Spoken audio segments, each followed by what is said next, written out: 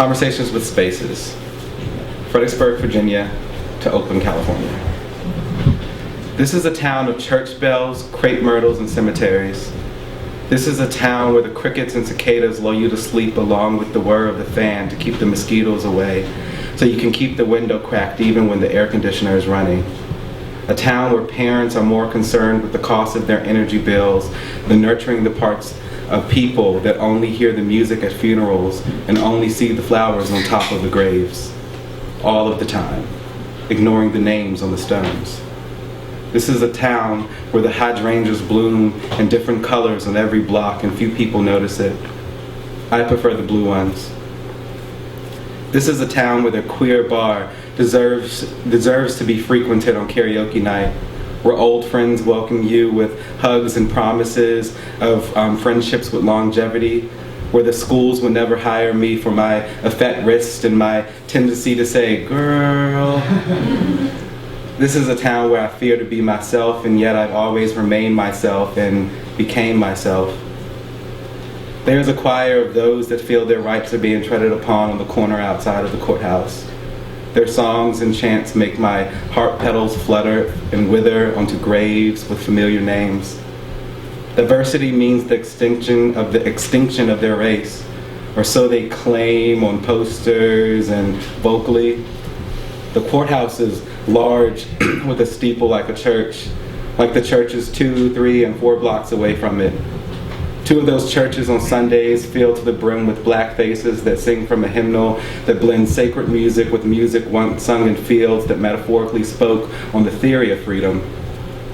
A religion fed to us in bonds of spiritual starvation from what was sacred to our black faces, the eradication of our own truth, and yet we don't fly flags with coiled snakes, nor do we have a symbol of our rebellion flying above our heads.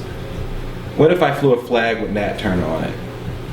Would they relate him to the snake or the rebel, which have both become one in a town of forgotten histories, surrounded by battlefields? General Lee is all over this place.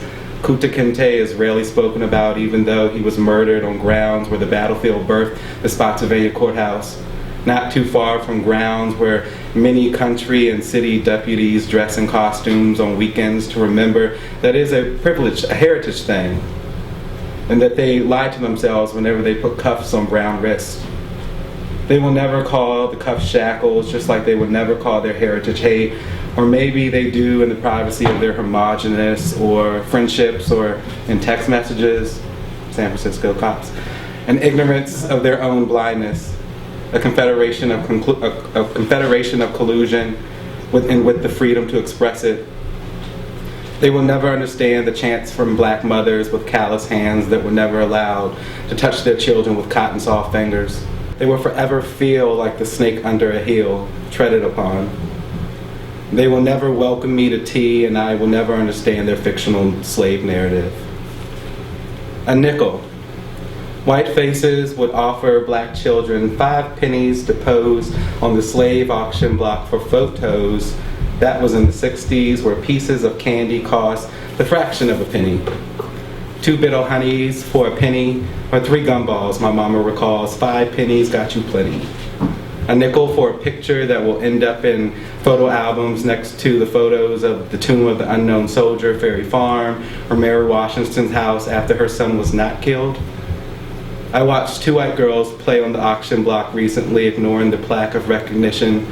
Mother too busy exiting the butcher shop with grass-fed meat to explain history or pull them off and from, unfazed by the horror, unfazed by the image that made me halt my process of intoxication in the posh new cocktail bar across the street. My 3rd cousin attempted to destroy it in his teens. A graduate from my alma mater tried to destroy it in the 90s, but the stone will not be moved like Gibraltar, ignored by those unaffected, those on the side of history that looked up into the faces of the merchandise, the meat before the market, those that had spare nickels and pennies to throw away, those that know their children will come home safely from the store.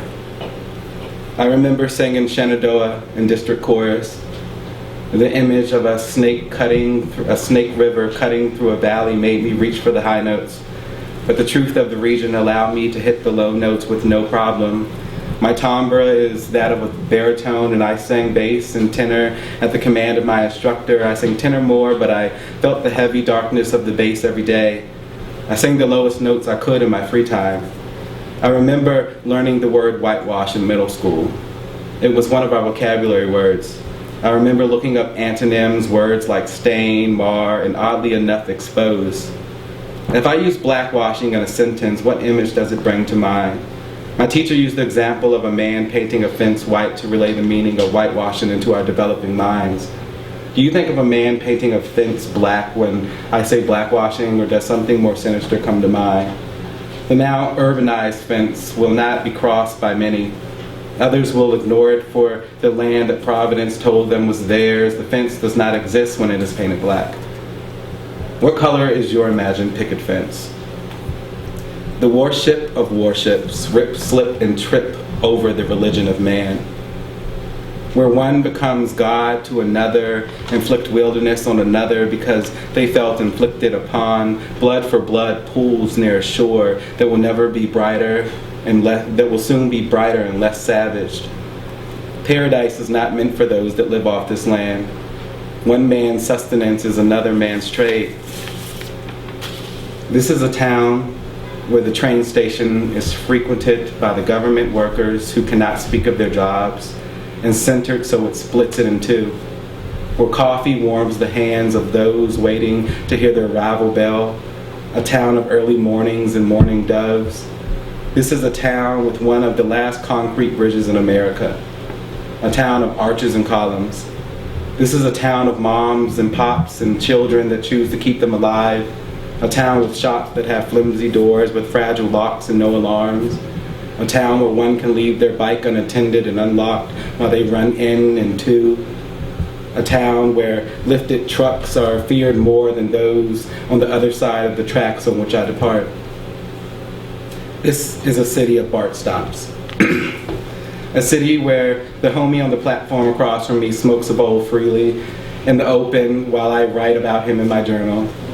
A city wrapped in the suffocation of concrete bridges, striving ivy by the highways, ignored for the dying grass and what it means. This is a city where the privileged police and purvey the blacks and browns while trickling into the homes of their dead relatives. A place with rose gardens far from the pricks of needles. A city of liberals that only talk to the Obama type of brother. A city where I don't look safe even in my vest and tie, having just left the job that I had to get a lot of schooling for, be the only black person in a classroom for, smile when I wanted to rage out for. This is a city where I feel my black skin for Oscar Grant when I thought I left that feeling in the South with Trayvon. Where I still feel my black skin for Reagan and crack and blunts in the hands of 13-year-olds. This is a city where I rarely venture to the bowl of the water serpent on the other side of the water. Even Bayview is going blind to the funk and scat of jazz. A city where two black eyes on a beautiful face that still smiles defiantly, holding on to self. This is a city where ignorance stares and opens its mouth like a child with a secret they cannot keep. A city where Berkeley students swim into the murky depths or sink amongst the similitude of faces.